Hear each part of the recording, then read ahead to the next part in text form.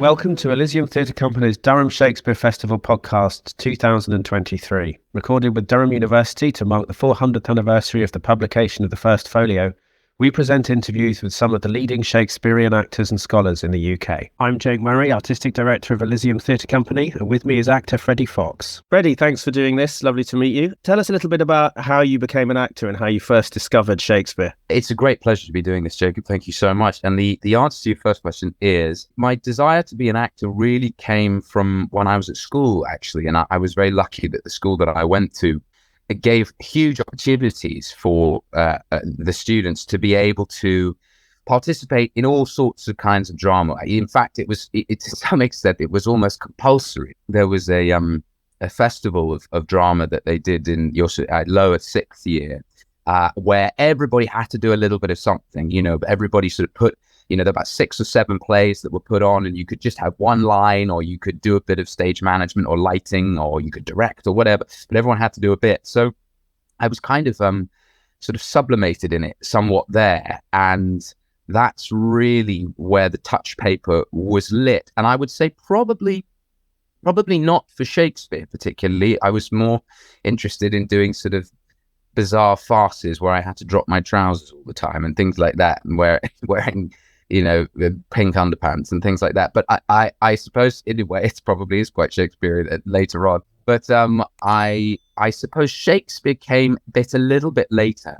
It was really when I started sort of reading the sonnets on recommendation of a friend. I wouldn't have otherwise really have sort of, I don't think I would have dared go there. And I think at school, Shakespeare felt like it was, for older people, it felt like it was a little bit frightening, like it was in a foreign language. And then suddenly, I guess probably about 2021, when I'd sort of gone through drama school and done Shakespeare, I started reading the sonnets, and I was like, oh, I think I'm sort of starting to fall in love with something here. So that's really where it came from. Well, that's quite interesting, because the sonnets obviously aren't dramatic poetry, and an awful lot of people don't read them. And it's a really interesting way into reading Shakespeare. What was it about them that you fell in love with? I think it was the rhythm, meter, and rhyme, weirdly. I think I wanted to try and write my own poems, and I loved the imagery of them.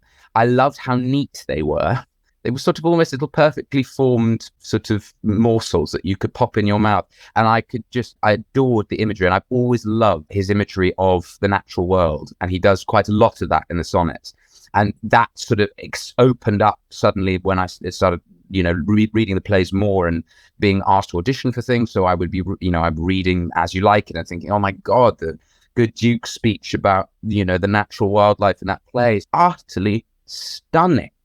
And I think so that's where it came from, the sort of the pleasure of the sort of formation of the poems and wanting to try and write my own and not doing very well, and them all being a bit bad, a bit crap.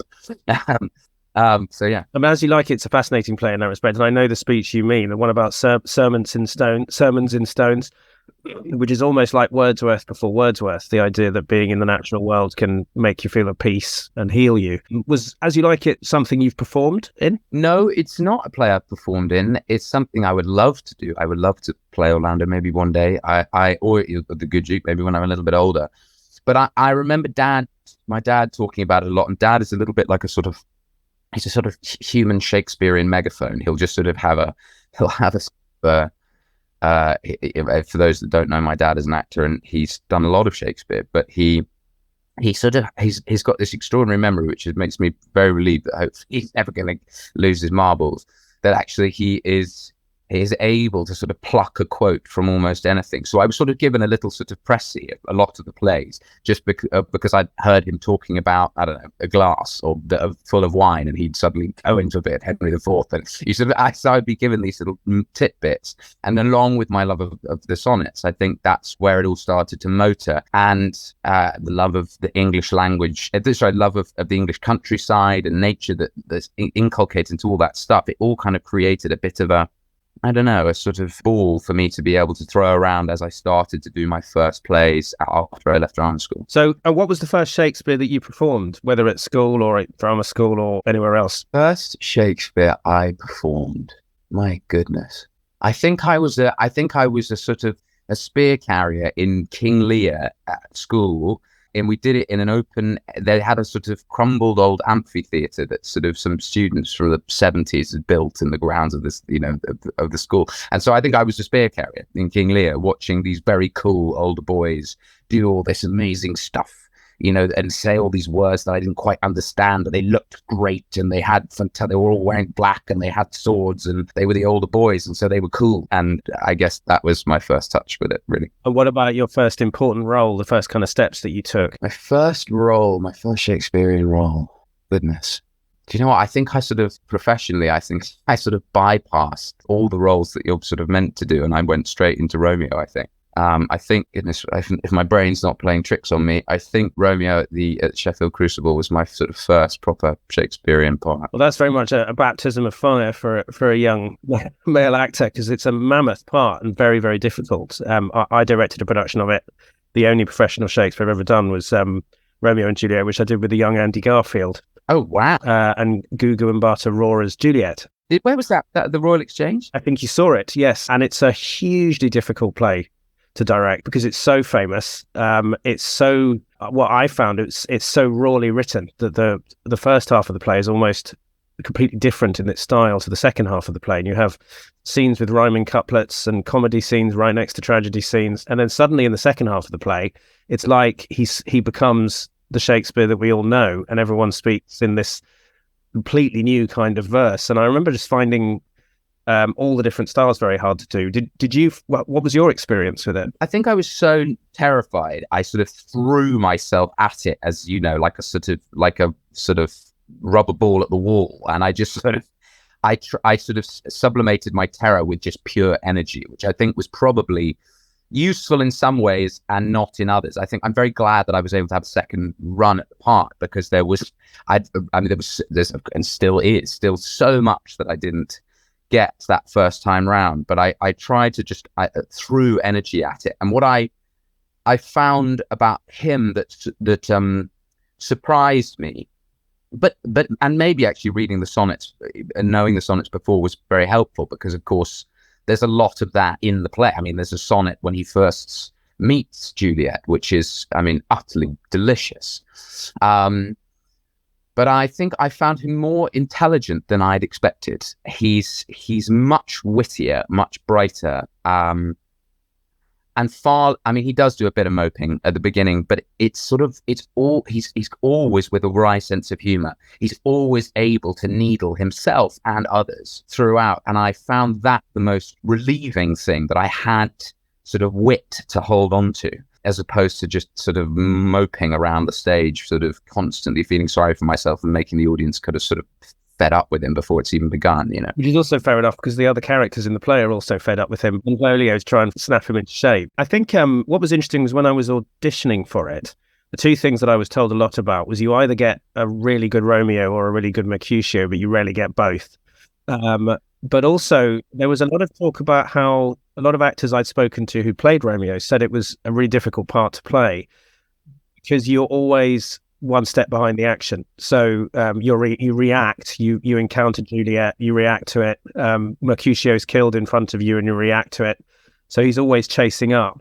And the other thing people talked about was the sense that there's something weak about him, that he's not dynamic. And I remember thinking, okay, in my production, I'm going to correct that. And so I think made him more of a soldier, as someone would put it, that there was more a kind of action. What was interesting about what you say is the energy that you brought to it. He is actually the driving force. And I think what's the best way of putting it, that there's a lot of discussion in the play about fireworks slow down. I think Friar Lawrence says to have slowed down. And I think from what you're saying, that energy was obviously vital. I think so. As I say, I think it helped me, and it stopped me feeling quite so nervous all the time, because and I suppose Daniel Evans, when he thought about casting me in the play, not that Daniel directed it, but he was the artistic director of the Crucible at that time, and he'd auditioned me for drama school, because he'd been a Guildhall graduate himself, and so he'd sort of seen the shows that I'd done throughout my time at drama school, and then I think had obviously gone, okay, there's a sort of slightly maniac energy in there somewhere that actually will really help for that part. but also, as you say, allow that character, more so than Juliet really, in the structure of the play, to be the driving force. And you've got to have someone who's, gosh, I sound like I've been really blowing my own horn here, which is very unattractive, but I'm sort of I'm very curious about things. And I think Romeo is constantly curious about what's beyond the garden wall. Do you know what I mean? What's on the other side in everything that he does. And yes, he navel gazes, and yes, but it comes from a place of sort of being stuck somewhere and wanting to be somewhere else. And I think that was the energy that I tried to bring to it. And suddenly when he sees her at the ball, he's, having been in this sort of moping of Rosaline, someone who doesn't love him back, and sort of feeling in a stasis, stuck, but wriggling and trying to get out, he suddenly sees this extraordinary avenue of light just open up in front of him. And he thinks, right, that's the direction I'm going in, off I go. And then this play that I think really essentially happens in almost only 48 hours or something. I mean, it happens so quickly, all of this stuff races off like a sort of whippet being let off the leash. So that's kind of what I wanted to do. And it stopped him being boring, and it stopped him being boring for me, I think. I think that's right. I remember when we did it, we worked out that it was exactly 3 days. And from the first time we meet him to everybody lying around the stage dead, it's literally just 3 days. But also, he breaks every rule. He won't be stopped by anybody. He even breaks death. I remember thinking the scene where he breaks into the tomb, he's trying to defy death. So I agree. I think that energy has got to be in there. And you've got to, I think you've also, thinking of that dead stuff, the death's work in the tomb, it's some of the most extraordinary language when he's talking about her and thinks she's died.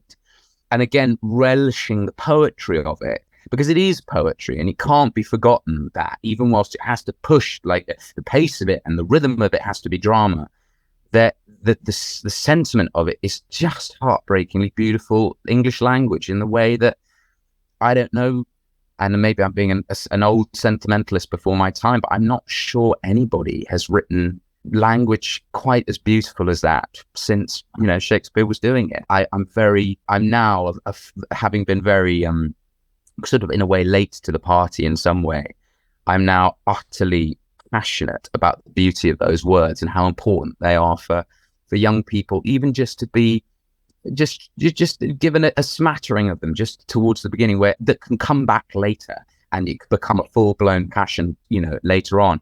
Because I really don't think that I've read anything quite as beautiful as that, I certainly think no one's written about love in that way on the stage since, and I think you're absolutely right. And it was a scene that Andy Garfield always did beautifully. We'll come back to the language in a sec. Tell me a little bit about how you related to Friar Lawrence, because that's obviously Friar Lawrence is his ghostly father, as he says, meaning his spiritual father. Weirdly for me, that's where I found myself into the play, first of all. It's a very important relationship. How did you see that? Well, it's very much wrapped up in the other actor that plays it, of course. And in the first production of it was a wonderful young woman. And in the second production I did, it was a young man. They were never the sort of traditional, sort of older, wiser head who's, as I said, encouraging him to slow down because they have got to a certain point in their life where, age has tempered them. So it was quite informed by that. And certainly the second time I did it, it was informed helpfully because I'd only had 48 hours to go into the production, and it was that really was seat of your pants sort of stuff. The actor had played Romeo before, and so I was, in a way, looking at a mirror of myself, which was actually quite useful, albeit a wiser mirror, but someone who could empathize more immediately with the feelings that Romeo was having. So I think I would say it was in some ways also an opportunity to think about my father and my own father and how he has related to me as a much older father throughout his life, which was very helpful, which we then kind of took a bit further when I did Hamlet, and he was the ghost, the voice of the ghost. But really, I think I saw it as a mirror, someone who could reflect back at me and make me, for just a moment, see my faults and my impetuousness. Because when I did it, I had an older actor playing it, seeing him as the kind of, because Romeo's kind of cut adrift from his own father, the spiritual father is the closest he's got. Mm. But there's something lovely about the idea that Friar Lawrence could have been part of the group of friends of Benvolio and Mercutio, but the one who took holy orders. It's quite a lovely idea. And of course, the relationship with Juliet, the actress playing Juliet, is very important. Anything you want to say about that? Well, yes. I mean, in both cases, I had a wonderful Juliet. I was very, very lucky. I mean, it's not talking out of school because it was a purely platonic friendship, but I was very sort of glad of that in both cases. I think there's a lot of pressure often on actors that, Romeo and Juliet have to fall in love for real when they're doing it, which, otherwise the chemistry is not right. And I think actually more often than not, the opposite is true. You're able to be much more objective and nurturing and caring and holding of each other when you're just there saying the words and doing it as a job. I mean, I became very good friends with Morvet Clark when we did it. She brought a really sort of almost deer-like gentleness to it, and then suddenly, but undercut with this real strength, which is what Morvet is. She seems sort of light and almost air-like, of the spirit of the air, and then underneath it is this sort of burning Welsh dragon, which was rather marvelous. And I mean, negotiating, doing the balcony scene was very interesting because, as you know from the Royal Exchange, it's very helpful, as we had at Sheffield, to have 360 degrees to be able to play that scene and being able to turn to the audience almost from being in their lap, but not feeling like you've sort of both got to play out front all the time for a cross-arch audience can see you, which means that you cannot ever make eye contact with each other, really. It's very, very difficult. So that first production where we were able to both be sort of almost, I was able to sort of go around her in a moon crescent shape and play out to the audience, and we could have eye contact, was very, very useful. And it was a wonderful opportunity, again, that scene, to actually make each other laugh. And, I'd forgotten that. When I was reading the play, I thought, this is all very lovey-dovey serious. But actually, there's so much comedy in it. It has to be, actually, really, because that's what happens when people fall in love. They make each other laugh.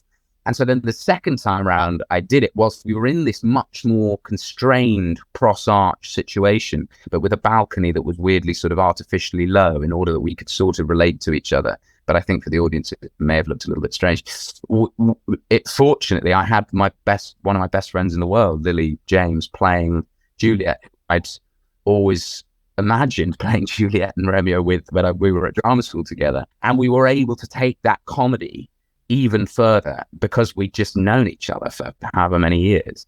And I think that was just the ability to make each other laugh in order that you can break the audience's heart, hopefully, at the end was essential. Yeah, I think you highlight something really, really important there one of the terrifying things as a director doing Romeo and Juliet is unless the Romeo and Juliet, the actors playing them, click, whether they're having an affair or not, or a relationship or not, the whole thing falls apart and you can't cast chemistry. Do you know what I mean? You have to hope it's there. And I sometimes think that's one of the reasons why with my company, we use actors again and again and we build up an ensemble. If you do have two actors who know each other, they can play the history of a relationship. Do you know what I mean? In a way that you can't when you're just putting two strangers together. So it's quite a rare thing to have played the same great Shakespearean role twice relatively quickly, because there was a huge gap, was there, between the two performances? It was about a year and a half.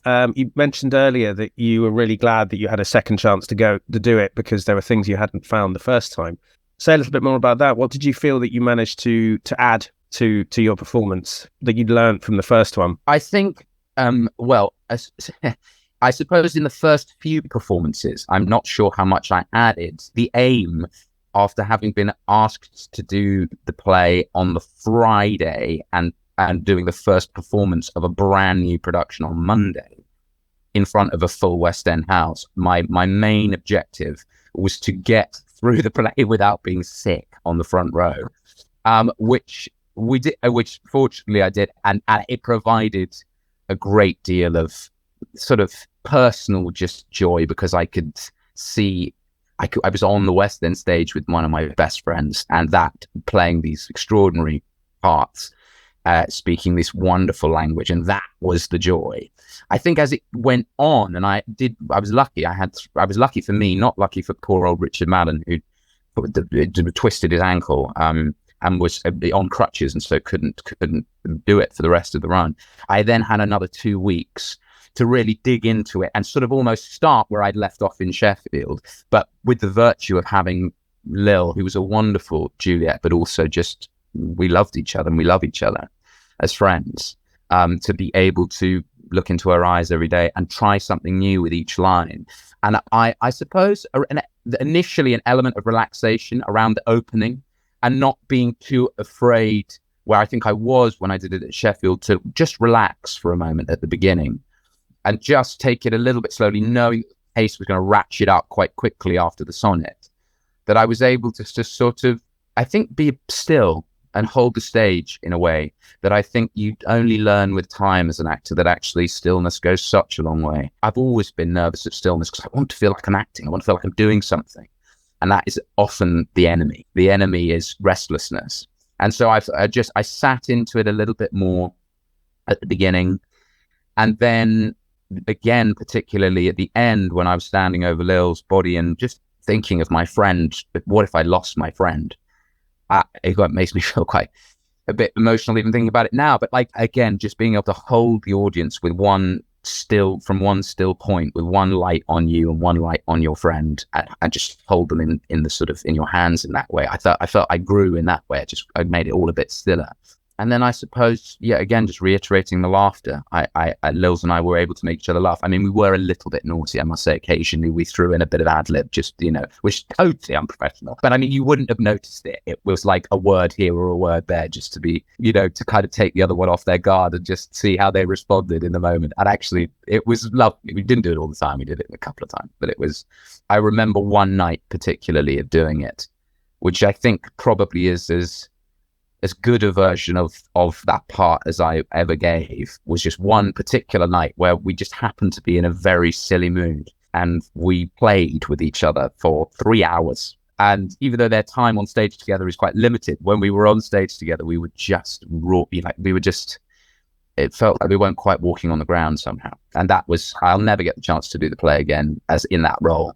And so I will hold on to the memory of that night. Wonderful. Fantastic. So let's go back to, you mentioned the language again, and speaking the lines, and you talked about your feeling that you'd like the language to be something that people still experience, particularly younger people. And the language is very much the legacy of Shakespeare. I'm very much a language director, and I write poetry and spent a lifetime reading poetry. And the language is still a barrier for a lot of people, that it's incomprehensible. It's almost, as you say, like a foreign language. What would you say about that? And how could you help? What would you say to someone in terms of helping them to get through that barrier? Well, the first thing to hold on to is that it isn't a foreign language. It's actually quite simple.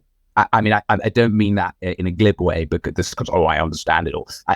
There's a lot of stuff that's very difficult, but I think most of it is much easier than we think, in terms of if you just spend a minute with it and you let your ear tune in to it, it becomes much more explicable. I mean, listen, have a kind of Spark Notes translation next to you just to get the sense if there are bits that you're missing.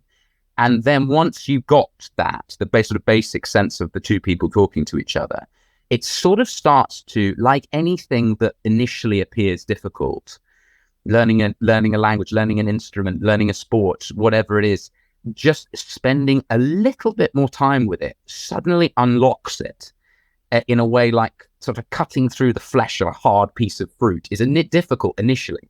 And then it splits sort of open, and all the fruit and juice is in there. And I can only say, if you like language, if language and expressing yourself, means a lot to you, as it does to me, and being able to enjoy words, I just don't think there's someone who does it better. Certainly dramatically, but I think maybe even at all. And somehow he's able to sort of touch on just about everything that we deal with in life. I think we think of the Romantic poets as being extraordinary about the sort of the highs of life and then the sort of dearth of death. But actually, Shakespeare's dealing with the everyday. He's dealing with drunkenness. He's dealing with the pox. He's dealing with your cat, a cold night. He's dealing with your mum being a pain in the ass, or your girlfriend, giving you blue balls. I don't know. It's all there. And dealt with a lot of humor.